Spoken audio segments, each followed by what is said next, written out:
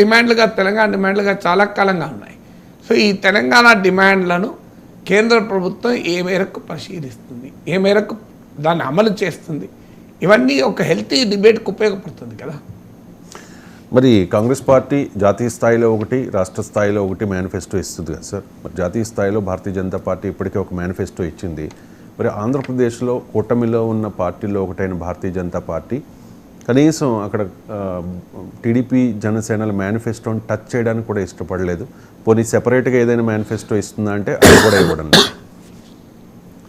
అంటే ఇక్కడ ఆంధ్రప్రదేశ్కి వచ్చేవరకు ఏంటంటే మాకు సాంప్రదాయం కాదు, మేము మా మేనిఫెస్టో మేము చెప్తాం. మిత్రపక్షాలు అలియన్స్ అంటూ ఉన్నప్పుడు you should have an alliance manifesto.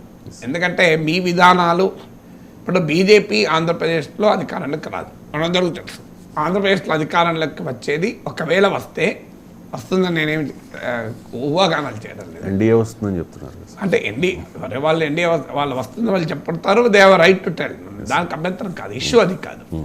Issue ఏంటంటే ఎన్డీఏ వచ్చినా అది బీజేపీ నాయకత్వంలో ఉంటుంది కదా.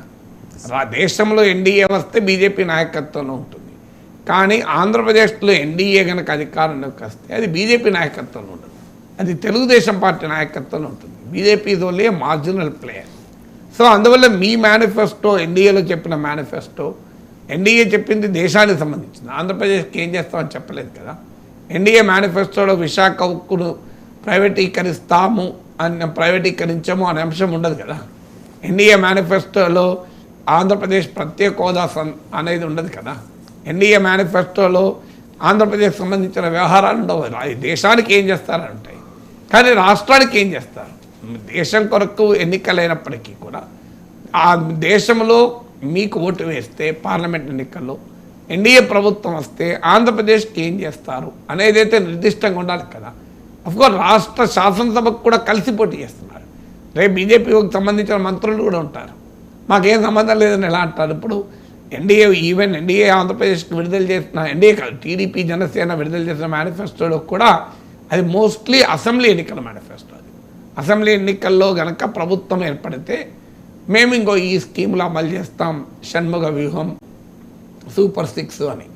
కానీ పార్లమెంట్ ఎన్నికల్లో రేపు మోడీ గెలిస్తే, మోడీ ప్రధానమంత్రి అయితే, ఎన్డీఏ అధికారంలోకి వస్తే ఆంధ్రప్రదేశ్కి సంబంధించిన అంశాలపైన ఏం చేస్తారు, ఇది టీడీపీ జనసేన కూడా చెప్పడం లేదు. ఇంట్రెస్టింగ్ ఏంటంటే ఇప్పుడు నాకు తెలిసినంత వరకు ఆ మేనిఫెస్టోలో ఈ అంశాలు ఏమి లేవు.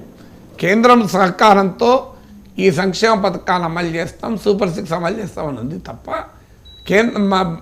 కేంద్రంలో మోడీ అధికారంలోకి వస్తే ఆంధ్రప్రదేశ్కు సంబంధించిన డిమాండ్లు ఏమవుతాయి, ప్రత్యేక హోదా ఏం చేస్తారు, 5 ఏళ్ళ 10 ఏళ్ళ 15 ఏళ్ళ ఇవ్వరా, అది ముగిసిన అధ్యాయం అని అంటారా.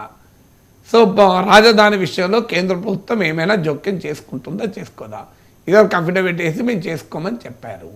విజయవాడ విశాఖ మెట్రో ప్రాజెక్టులకు కేంద్ర ప్రభుత్వం సహకారాన్ని ఇస్తుందా, ఆఖరికి రాష్ట్రానికి సంబంధించిన మేనిఫెస్టోలో చెప్పినటువంటి కేంద్ర సాయంతో సంక్షేమ పథకాలు అమలు చేస్తామన్నారు, మరి నిజంగానే కేంద్రం సాయం చేస్తుందా, దీనికి ఆన్సర్ ఉండాలి కదా. రేపు కేంద్ర ప్రభుత్వం అది రైల్వే కనెక్టివిటీ పెంచాలి, వెనుకబడిన ప్రాంతాలు అభివృద్ధి చేయాలి, petrochemical complex, Visakha steel plant, industrial కారిడార్లు, ఇలాంటి అనేక అంశాలు ఆంధ్రప్రదేశ్ సంబంధించిన పెండింగ్లో ఉన్నాయి.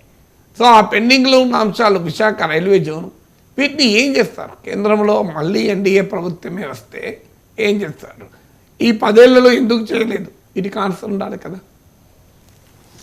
రైట్ సార్, ఇన్నాళ్ళు తెలుగుదేశం పార్టీ, జనసేన పార్టీ